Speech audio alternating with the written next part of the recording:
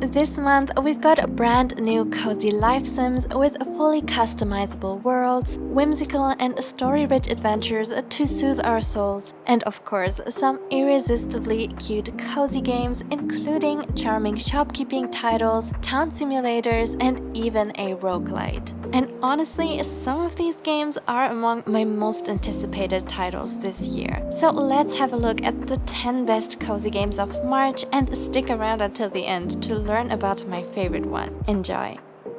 This cute cozy game is inspired by the original Harvest Moon DS games. Sugardew Island is an intentionally uncomplicated cozy farm shop sim. It is meant to be a completely stress-free shopkeeping experience without imposing any time limits on us, and it will have a storyline too, where we are tasked with reviving the island. Shopkeeping games are always my favorite, and Sugardew Island seems to fully focus on the farming aspect. We grow crops, collect resources, take care of animals, and establish bonds with them, all while running a shop on the side where we can sell our harvest and produce. We can also name our pets who will follow us around and fully customize our character however we like. Sometimes I really need a relaxing, low-stakes game to wind down with and just shut my brain off, and I think Sugardew Island has great potential to become just that.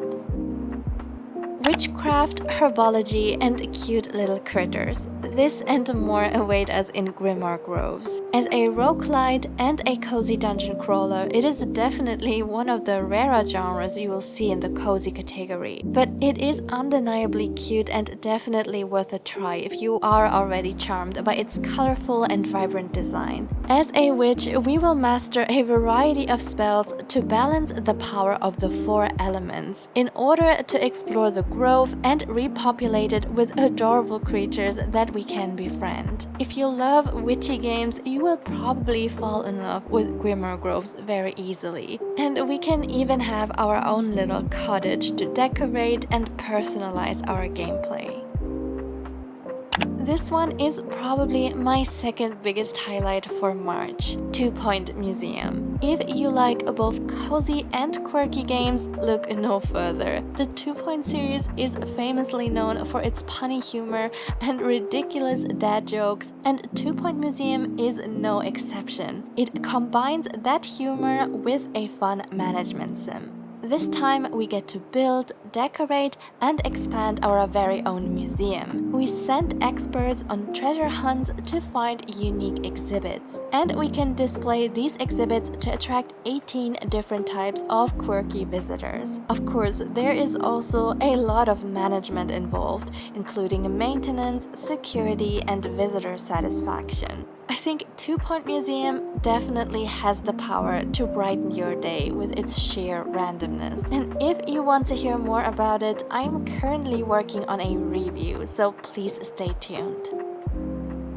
In SOPA, Tale of the Stolen Potato, we step into the shoes of Miho, who fetches a potato for his grandma in the pantry and gets transported into a magical world. This game is an emotional, narrative-driven experience where we learn about the importance of family and passing things along to future generations. We will venture through a fantastical South American world, accompanied by beautiful Latin American music, and meet unforgettable quirky characters along the way. The developers say that SOPA will be just as comforting as sipping hot soup on a cold day, and I'm absolutely intrigued. It certainly looks like it was made with love, and I think we should keep it on our radar. And here comes another cozy shop simulation. In Merchants of Rosewall, we run our own little business in the city of Rosewall. We craft artisan goods, hire companions, and unravel the mystery of the city. This immersive fantasy shop simulator is also part visual novel, which means it is going to be a little more dialogue heavy and story driven. I like that we can also choose our character's appearance and make different choices throughout our playthrough to befriend others and learn about their personal stories. And their passive bonuses will also help us run and expand our shop in return. As a fan of story-rich titles, I'm very curious to see how the writing turns out in Merchants of Rosewall, since it blends different genres and features that I rarely see combined in this exact way. With the next expansion pack for The Sims 4, we now get Businesses and Hobbies, which fully focuses on, who would have thought, establishing a business. The main selling point of this pack is the feature that allows us to start any business imaginable, whether it is selling pottery, opening a tattoo shop, or even running a children's daycare. The customizable interface lets us control what our staff and customers do in the shop, plus we can now build both residential and commercial spaces on the same lot. While some fans think this should have been part of the older Get to Work expansion, I am still looking forward to it. It is definitely not essential, but it could spice up your gameplay if you are a hardcore simmer like me. It feels like this series has had 100 releases already, but I can never get enough of them. From Kairosoft, we now get a PC version of Heian City Story. Like most of their other games, Heian City Story is a cozy simulation all about managing your own town and ruling over tiny pixel people that you can freely employ in different districts and establishments. This time, everything takes place in Japan's Heian period, from the year 794 to 1185. There's just something so highly addictive about the gameplay loop in all of Kairosoft games that makes them very hard for me to put them down. And the added historical element is always a plus for me. I love the idea of building my own ancient shopping street, hot springs, or even farmlands. And the pixel art is simply adorable too.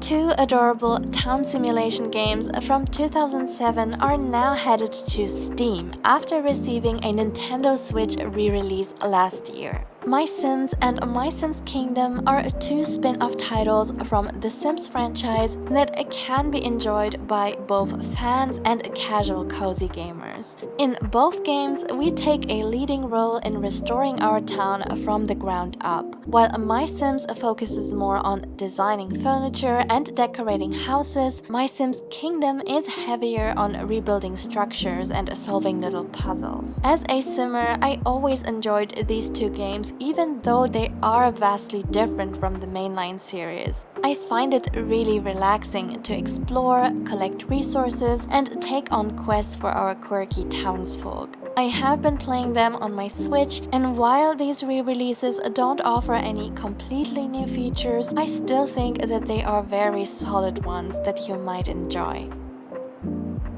Everyone has been talking about this one quite a bit, and we cannot deny that inZOI shows a lot of potential for changing the life simulation genre for the better. inZOI is both fascinating and shocking for its hyper-realistic virtual world where we can shape the lives of our so-called ZOIs. They lead their own lives, fall in love, and we can even accompany them to work. Even NPCs are said to be especially intelligent and will be directly interacting with their world and other characters, which will give them an even more lifelike feel to them. Both the ZOIs and their homes are fully customizable, which offers lots of room for creative freedom and storytelling. Whether you find the pattern generator acceptable is completely up to you. It is definitely not my favorite feature, but otherwise inZOI looks like a labor of love and undeniably brings some fresh mechanics that will appeal to fans of Dollhouse simulators like The Sims.